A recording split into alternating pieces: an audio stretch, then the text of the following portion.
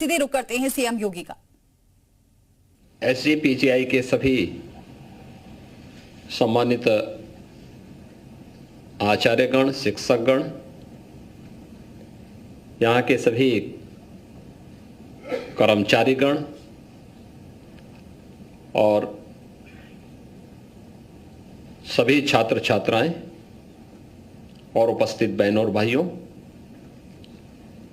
4 दशक की एक शानदार यात्रा के लिए मैं आप सबका हृदय से अभिनंदन करता हूं, आपको बधाई देता हूं।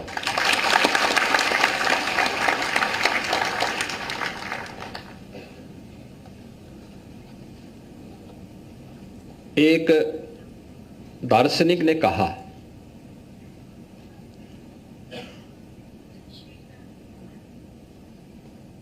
कि जीत की तैयारी इतनी शालीनता के साथ करो कि आपकी सफलता शोर मचा देगी। और मुझे लगता है उत्तर प्रदेश जैसे देश की आबादी के सबसे बड़े राज्य में स्वास्थ्य का मानक क्या होना चाहिए,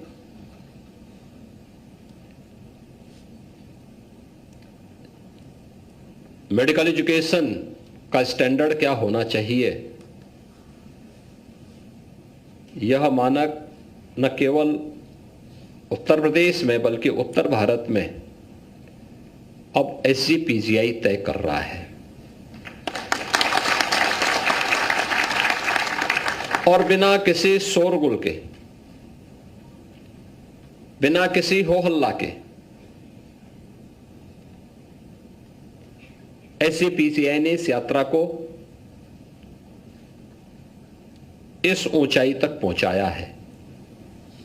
और इसीलिए इस शानदार यात्रा के लिए आप सबको मैं बधाई देता हूं, अपनी शुभकामनाएं देता हूं।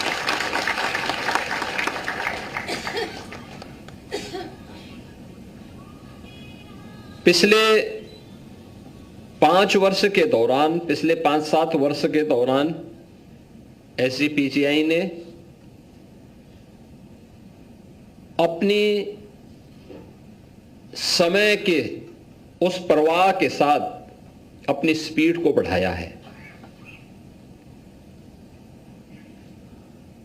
और अपनी स्पीड को बढ़ाने के साथ एसजीपीजीआई ने अपने आप को वर्तमान की प्रतिस्पर्धा के साथ हम खड़े रह सकें, इसके लिए जिस विजन के साथ संस्थान के निदेशक, संस्थान के सभी फैकल्टी मेंबर्स, यहां के सभी कार्मिक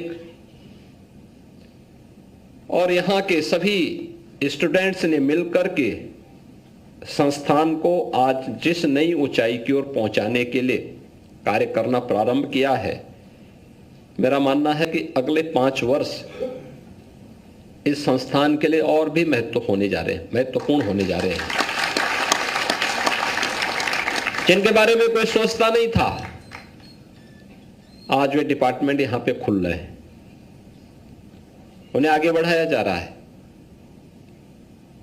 और उसके बारे में पूरी प्रतिबद्धता के साथ मिशन मोड पर कार्य हो रहा है। और हम लोगों ने भी विभाग से भी कह रखा है, साथ साथ एसजीपीजीआई से भी कह रखा है कि भाई हेल्थ सेक्टर में जो कुछ भी नया हो सकता है उसको लाने के लिए, उसके अनुरूप अपने आप को तैयार करने के लिए हमें पूरी मजबूती के साथ कार्य करना होगा, जुटना पड़ेगा। और मुझे प्रसन्नता है कि पिछले 5 वर्ष के अंदर वो परिणाम हम सबके सामने इस रूप में देखने को मिले हैं। और संभवतः देश का ये पहला चिकित्सा संस्थान होगा जिसको सीएसआर से लगभग 500 करोड़ रुपए भी इस दौरान प्राप्त हुए हैं, जिसमें सालोनी फाउंडेशन के साथ साथ यहाँ पे पेशेंट के अटेंडेंट के लिए जो सुविधा बनने जा रही है, इन सबको मिला लें तो यह अपने आप में नई उपलब्धि संस्थान ने अर्जित की है। और इस शानदार यात्रा के लिए जहां इसका श्रेय संस्थान को जाता है, संस्थान के निदेशक, यहाँ के फैकल्टी मेंबर्स, यहाँ के सभी कार्मिक, यहाँ के सभी छात्र छात्राओं को सबको इसका श्रेय जाता है। लेकिन जब आप आगे बढ़ते हैं तो आपके सामने चुनौती भी उतनी ही मजबूत होती है। ये चुनौती के प्रति एक पक्ष को लेकर के तो आप चले हैं, बहुत मजबूती के साथ चले हैं, और वो पक्ष है कि हम हेल्थ को टेक्नोलॉजी के साथ कैसे जोड़ सके। जैसे भारत सरकार ने भी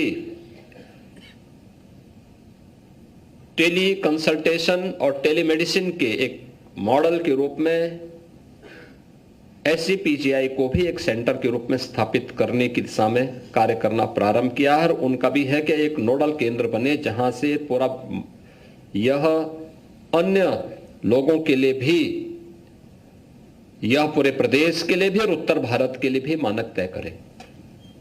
मैं धन्यवाद दूंगा यहां की टीम को। इस सदी की सबसे बड़ी महामारी के दौरान जब कोरोना वायरस यूपी के अंदर दिखा था, तब हम लोगों ने प्रदेश के अंदर एक एडवाइजरी टीम का गठन किया था।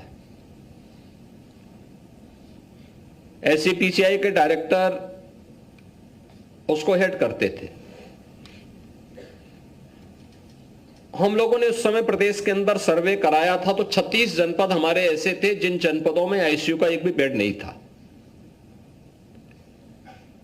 कैसे होगा, बीमारी के बारे में लोगों को पता ही नहीं था, लेकिन कैसे इन जो चुनौतियां आ रही हैं, जो दुनिया के अंदर सुना जा रहा है, देखा जा रहा है, उसका सामना कैसे कर पाएंगे। जब इस पे चर्चा होनी प्रारंभ हुई तो उस समय यहां के निदेशक ने एक सुझाव दिया था कि हम लोग टेली ICU प्रारंभ कर सकते हैं। और फिर हमने कहा भी टेली ICU संचालित करने के लिए कुछ तो वहां की प्रारंभिक जानकारी होनी चाहिए। यहां पे मास्टर ट्रेनर पहले एक एक यहां पे ट्रेंड करिए। और मैं धन्यवाद दूंगा कि SCPGI ने पूरी शालीनता के साथ उस दौरान प्रदेश में वर्चुअल ICU प्रारंभ किए थे और 75 के 75 जनपदों ने उसके माध्यम से हजारों लोगों की जान को बचाने में मदद मिली थी।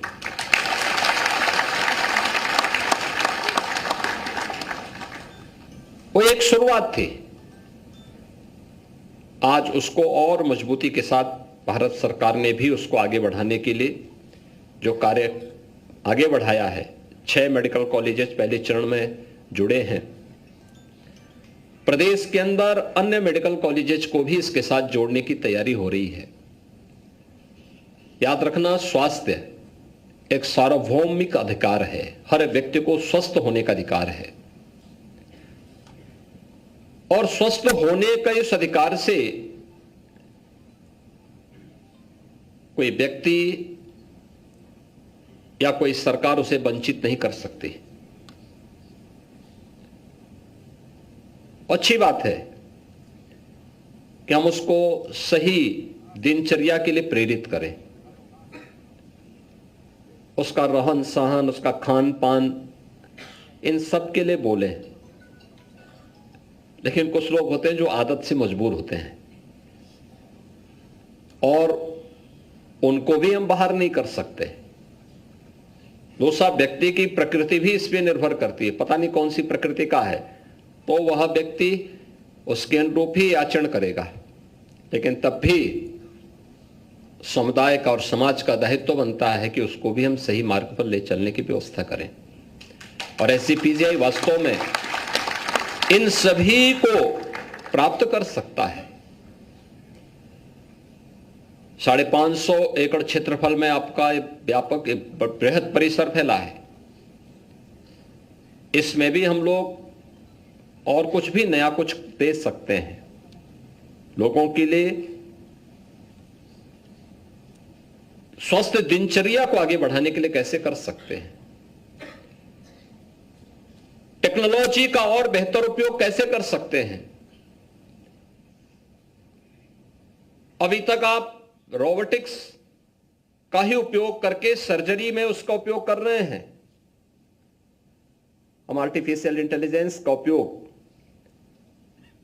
मेडिकल फील्ड में और बेहतर बनाने की दिशा में कैसे कर सकते हैं, इस दिशा में अब आ गया है कि जिसका एक बड़े केंद्र के रूप में SGPGI को हमें आगे बढ़ाना है।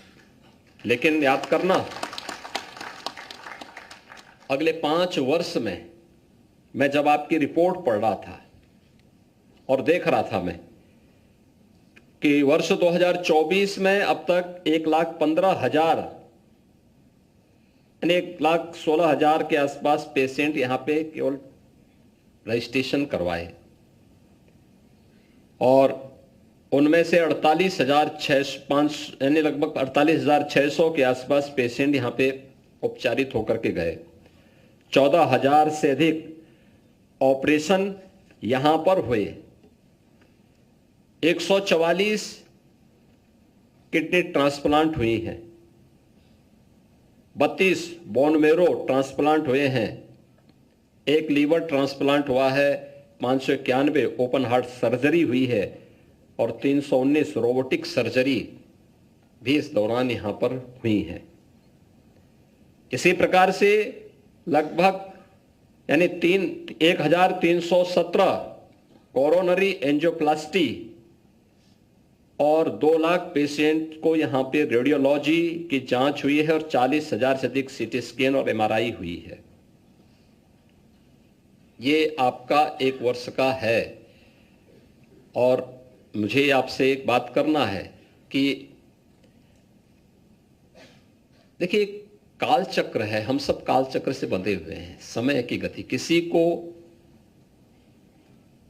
किसी का इंतजार नहीं करती है और निरंतर उसका एक प्रवाह है। जो व्यक्ति उस प्रवाह के साथ तारतम्य स्थापित करके उसकी गति से आगे बढ़ता है, वह तेजी के साथ प्रगति करता है। जो उसकी गति के साथ चलता है वह भी अपनी सामान्य दिनचर्या के साथ अपने एक अस्तित्व को बनाए रखता है। लेकिन जो उस काल प्रवाह में पीछे छूट जाता है वो पिछड़ता ही जाता है, फिर पिछड़ता ही जाता है। उसके लिए फिर कोई ठोर ठिकाना नहीं होता है। और इसीलिए कहा गया ना कि ये समय मत लगाओ कि हमें तय क्या करना है। आपके सामने विजन है। निदेशक महोदय ने भी और संस्थान से जुड़े हुए यहां का योग्य फैकल्टी है, उसने पहले से उसके पास एक विजन है। बेहतरीन संस्थान के रूप में इस संस्थान को स्थापित करने के लिए हम इस संस्थान को सेंटर ऑफ एक्सीलेंस के रूप में, हर एक फील्ड के सेंटर ऑफ एक्सीलेंस के रूप में स्थापित करने के जिस विजन पे हम काम कर रहे हैं, उस रूप में स्थापित करने की दिशा में हमें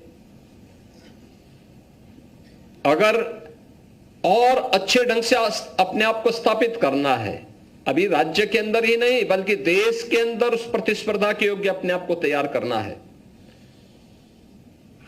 तो हमें यह तय करने में अब समय नहीं लगाना चाहिए कि हमें क्या करना है, वरना समय तय कर देगा कि आपको क्या करना है। हमें समय को नहीं इंतजार करना है, हम स्वयं तय करें अब। और मैं यही चाहूंगा, देखिए पेशेंट राज्य भर के हर व्यक्ति आता है, मेरे पास आता है, हम लोग भी देखते हैं कि भाई वास्तव में जरूरतमंद है, वो भी चाहता है कि उसको अच्छे संस्थान में सुविधा मिले। और मैं चाहूंगा कि जो स्पीड है इसको हम 3 गुना कर सकते हैं। आपको संसाधन चाहिए, संसाधन सरकार आपको उपलब्ध करवाएगी। आपको स्वयं समय इसके लिए देना होगा और मुझे लगता है जितना आप दे पाएंगे, याद रखना कि अगर आप 10 पेशेंट देखते हैं तो उसकी स्पीड को अगर आप 25 से 30 करते हैं तो आपको 25-30 लोग डिफरेंट कैटेगरी के मिलेंगे। उनका रहन सहन, उनका खान पान, उनकी पारिवारिक पृष्ठभूमि, उनके अपने अलग अलग वो मिलेगी सबकी। उतना आपका एक्सपीरियंस आपके पास होगा, उतना नया अनुभव आपके सामने आएगा। आपको समझने में, पेशेंट को समझ करके ही डॉक्टर बता सकता है कि इसका क्या होना है, क्या करना है। और मुझे लगता है कि वो एक बहुत बड़ा आपके पास अनुभव का खजाना हो सकता है, और इसको लेकर के हमें प्रयास होना चाहिए। क्या जो अभी एक वर्ष में 1,15,000 या 1.25 लाख पेशेंट आ रहे हैं, क्या हम इसको एक वर्ष में 5 लाख कर सकते हैं? क्या हम यहां पे भर्ती होने वाले जो पेशेंट्स हैं, वार्ड्स बन रहे हैं, नए नए डिपार्टमेंट खुल रहे हैं, उनमें बेड्स बढ़ रहे हैं, हम मानते हैं अच्छा बढ़ा है, क्या हम इसको 48,000 से यानी 50,000 से बढ़ा करके 1.5 लाख तक पहुंचा सकते हैं? क्या यहां पे जो ऑपरेशन सर्जरी हो रही है, इसको 15,000 से बढ़ा करके क्या हम 50,000 तक पहुंचा सकते हैं? किडनी ट्रांसप्लांट जो यहां पर 1,500 तक यानी 150 तक हो रही है, क्या हम इसको 500 तक पहुंचा सकते हैं? जो वेटिंग है उसको हम कम कर पाएंगे? बोन मेरो के मामले को भी क्या हम इसको और 3 गुना बढ़ा सकते हैं, 100 तक पहुंचा सकते हैं? जो लीवर ट्रांसप्लांट का मामला है, क्या हम इसकी गति को और बढ़ा सकते हैं? ऐसे रोबोटिक सर्जरी का है, क्या बस 350 से बढ़ा करके 1,000 तक पहुंच सकता है? या अन्य जो मामले जितने भी ओपन हार्ट सर्जरी का लगभग 600 प्रतिवर्ष का एवरेज है, क्या हम इसको बढ़ा करके 2,000 प्रतिवर्ष कर सकते हैं?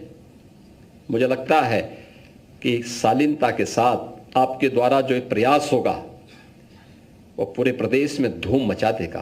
पेशेंट आपकी जय जयकार करेगा, और डॉक्टर के बारे में जो पेशेंट के मन में एक श्रद्धा और सम्मान का भाव है, लोग उस श्रद्धा और सम्मान के साथ आपको देखेंगे। हमें अगर विकसित भारत की परिकल्पना को साकार करना है तो ये जिम्मेदारी केवल सरकार की नहीं है, ये केवल हमें मान ले कि केवल प्रधानमंत्री मोदी जी की जिम्मेदारी है, और एक नागरिक के रूप में, एक चिकित्सक के रूप में, एक शिक्षक के रूप में, एक जनप्रतिनिधि के रूप में हमारी कोई भूमिका नहीं है। मुझे लगता है कि हम अपने साथ भी न्याय नहीं कर पा रहे हैं, अपने देश के साथ भी न्याय नहीं कर रहे हैं, और आने वाली पीढ़ी के साथ भी न्याय नहीं कर रहे हैं। न्याय यही है कि अगर पीएम का विजन है और पीएम इसके लिए रात दिन एक करके लगे हुए हैं, तो मैं अपनी फील्ड में क्या कर सकता हूं। 2047 जब ये देश अपनी आजादी का 100 वर्ष पूरा करेगा, 100 वर्ष पूरा करेगा, कैसा भारत चाहिए? विकसित भारत चाहिए, खुशहाल भारत चाहिए। खुशहाल भारत में लोग, पेशेंट यानी मरीज परेशान हो, कोई सर्जरी के लिए किसी को डेट मिल रही है, अर्जेंट सर्जरी है, आप उसको 2 साल के बाद का समय दे दीजिए, तो बेचारा तो आधा वैसे ही मर जाएगा, वैसे दम तोड़ देगा। हम समय पे उसको तैयार करें। और दूसरा, थोड़ा लोगों को इसके बारे में भी अब अवेयर किए जाने की आवश्यकता है। डॉक्टर बोलेगा ज्यादा प्रभावी होगा, बताने की आवश्यकता है, उसको इस बारे में बताने की आवश्यकता है कि भाई अगर पेशेंट किसी दुर्घटना का शिकार हो गया है, ब्रेन डेड हो चुका है, उसके ऑर्गन काम आ सकते हैं दूसरी जिंदगी को बचाने के लिए, हम पेशेंट को इसके लिए तैयार करें, उसके अटेंडेंट को तैयार करें, बताएं कि भाई देखो ये हो सकता है, इससे कुछ भी कोई दिक्कत नहीं उसके लिए, इस जीवन के बाद उसके लिए कोई दिक्कत नहीं है, क्योंकि इस बॉडी तो फिर भी ऐसे भी उसको अग्नि संस्कार हो जाएगा, कोई दफना देगा या कोई अन्य काम हो गया उसका, वैसे भी सड़ गल जाएगी, क्या फायदा है। अगर उस पे कर सकेंगे तो जो ये वेटिंग है, इस वेटिंग को कम करने में मदद मिल सकती है। कौन बताएगा इसके बारे में? बहुत बड़ा कार्य हो सकता है। आप बताएंगे आप पे ज्यादा विश्वास होगा। अगर कोई नेता बताएगा तो लोग बोलेंगे अरे नेता तो ऐसे बोलते हैं। ये स्थिति नहीं आनी चाहिए। और इसीलिए मैं आपसे चाहूंगा कि हम लोगों को इसके बारे में अवेयर भी करें कि जहां पे अधिक से अधिक लोगों को ये सुविधा उपलब्ध कराई जा सकती हो, उसको उपलब्ध कराने की दिशा में हमारे स्तर पर क्या प्रयास हो सकता है। और कोई संदेह नहीं, यानी उत्तर प्रदेश का हर पेशेंट, बिहार का, नेपाल का, अगल बगल के राज्यों के ज्यादातर मरीजों के परिवार के सदस्य इस बारे में उनका आग्रह होता है कि हमें एसजीपीजीआई में भर्ती करवा दिया जाए, वहां हमें सुविधा मिल जाए, किसी प्रकार से एडमिशन हो जाए। तो एक उस दिशा में इस गति को अगले 5 साल के लिए, क्योंकि आज 41वां स्थापना दिवस आप मना रहे हैं, 40 वर्ष की यात्रा को पूरा किए हैं। अगले 9 वर्ष आपके लिए हम होने जा रहे हैं। स्वर्ण जयंती वर्ष होगा आज से ठीक 9 वर्ष बाद आपका, इस संस्थान का। और तब तक दुनिया में बहुत कुछ बदल चुका होगा। मेडिकल के फील्ड में भी बहुत कुछ परिवर्तन होने वाला है। तब प्रतिस्पर्धा की स्थिति क्या होगी, यह भी आपके सामने होना चाहिए। आज हर व्यक्ति प्रदेश में एसजीपीजीआई की तरफ देखता है। आज हम लोग प्रदेश के अंदर, मैं बार बार इस बात को कहता हूं कि क्या स्थितियां थी कि उत्तर प्रदेश में 1947 से लेकर के 2017 तक केवल गवर्नमेंट के स्तर पर केवल 12 मेडिकल कॉलेज खोले गए। और अकेले इस वर्ष हमने 13 गवर्नमेंट मेडिकल कॉलेज का संचालन किया। इसी वर्ष जिसमें एडमिशन हुए हैं 13 नए गवर्नमेंट मेडिकल कॉलेज, 4 अन्य को, जिसमें 3 में गवर्नमेंट पीपीपी मोड पर सपोर्ट कर रही है और 2 अन्य प्राइवेट सेक्टर में, यानी कुल 18 मेडिकल कॉलेजेस अकेले इस वर्ष उत्तर प्रदेश में खुले हैं।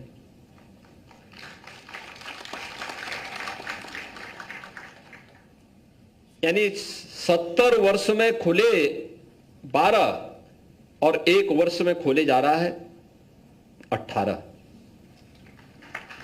यह है स्पीड, और उस स्पीड के लिए हमें अपने आप को तैयार करना होगा।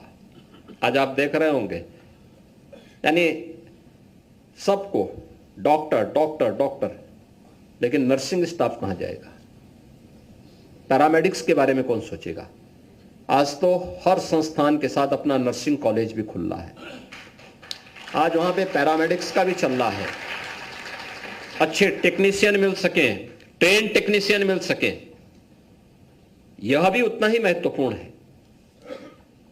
और अन्य क्लिनिकल स्टाफ के बारे में भी कैसे आप उसको ट्रेन कर सके, यह भी सब साथ साथ जब चलेगा तब परिणाम आ पाएगा। और आज उस दिशा में कार्य प्रारंभ हुआ है। डबल इंजन की सरकार इस दिशा में तेजी से कार्य कर रही है। आज उत्तर प्रदेश जैसे राज्य में 75 जनपद हैं। इन 75 जनपदों में हम लोग 65 जनपदों में मेडिकल कॉलेजेस खोल चुके हैं।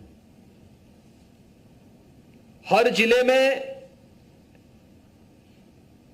फ्री डायलिसिस की सुविधा उपलब्ध करवाई जा रही है। ब्लड बैंक तो थे ही, ब्लड सेपरेटर यूनिट भी वहां पे स्थापित हुई है, आईसीयू संचालित हुए हैं। अन्य तमाम क्षेत्रों में भी आज कार्य हो रहे हैं। और रविवार के दिन, याद करना, रविवार के दिन स्वास्थ्य विभाग के सभी चिकित्सक हर प्राथमिक स्वास्थ्य केंद्र में जाकर के वहां पे केंद्र और राज्य सरकार की स्वास्थ्य संबंधी सभी योजनाओं के बारे में वहां पे एक बड़ा शिविर भी लगता है और कोई भी पेशेंट आकर के वहां पे अपना उपचार करा सकता है। और करोड़ों की संख्या में पेशेंट इससे लाभान्वित होते हैं। स्वास्थ्य के प्रति एक जागरूकता भी लोगों के मन में पैदा होती है। आयुष्मान कार्ड जैसी सुविधा भी आज प्रारंभ हो चुकी है, कितने बड़े पैमाने पे। तो अकेले उत्तर प्रदेश जैसे राज्य में 9 करोड़ से अधिक लोग इस सुविधा से आच्छादित हैं।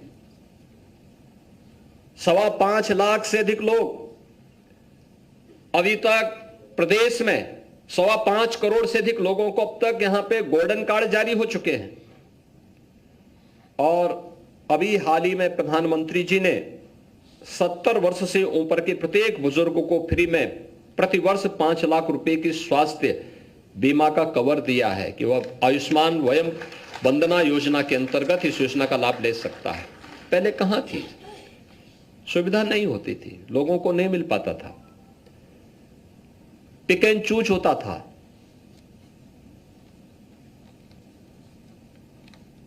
मैं मुख्यमंत्री राहत कोष से ही जब पैसे देने की बात आई तो मेरे पास टाटा ट्रस्ट का जो हॉस्पिटल, टाटा ट्रस्ट से डॉक्टर राजेंद्र बड़बे मुंबई से आए। उन्होंने कहा हमारा जो भामा एटॉमिक सेंटर है आपका बीएचयू वाराणसी में, 1 वर्ष में 21,000 पेशेंट के लिए 73 करोड़ रुपए अकेले मुख्यमंत्री राहत कोष से मैंने उपलब्ध करवाए थे पेशेंट के कैंसर उपचार के लिए, वहां के लिए। उन्होंने कहा साहब ये पैसा आपने वहां दिया, हमारा हॉस्पिटल वहां बहुत अच्छे ढंग से संचालित हो गया। लीनियर एक्सीलरेटर की व्यवस्था के लिए उन्होंने पैसा मांगा, हमने पैसा सरकार से दिया, स्वास्थ्य विभाग ने पैसा दिया, बीएचयू में वह भी कैंसर हॉस्पिटल में स्थापित हो चुका है।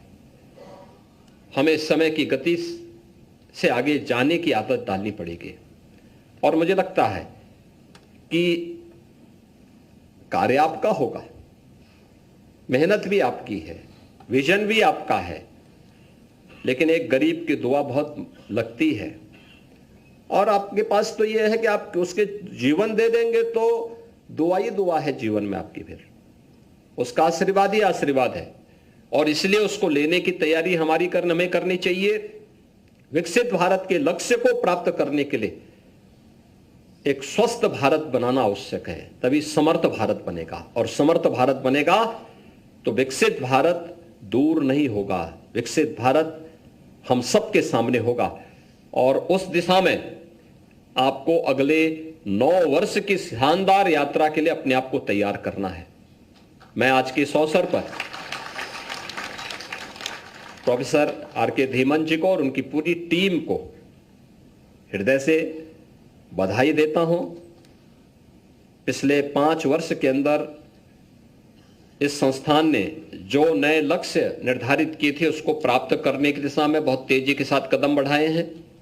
बहुत सारी चीजें इन्होंने अचीव की हैं, बहुत सारी चीजें भी पाइपलाइन में आगे बढ़ रही हैं और मुझे विश्वास है कि जो गति है या उससे सफलता की उन ऊंचाइयों को प्रदान करने में आगे बढ़ेंगे। लेकिन जो मैंने आपसे कहा, वेटिंग को और न्यूनतम किया जा सकता है। चिंता मत करिए, संसाधन अपने आप आएगा। संसाधन के लिए सरकार पूरे उस पर आपके साथ खड़ी है और हर प्रकार का आपको सपोर्ट करेगी। दूसरा, मॉडर्न मेडिसिन के साथ क्या हम ट्रेडिशनल मेडिसिन को जोड़ करके कुछ नयापन करके दिखा सकते हैं, इस दिशा में भी देश के अंदर बहुत जगह कार्य हो रहा है। SGPGI को भी इस दिशा में थोड़ा प्रयास करना चाहिए। और रुक रहे हैं छोटे से ब्रेक के लिए, फौरन लौटते हैं।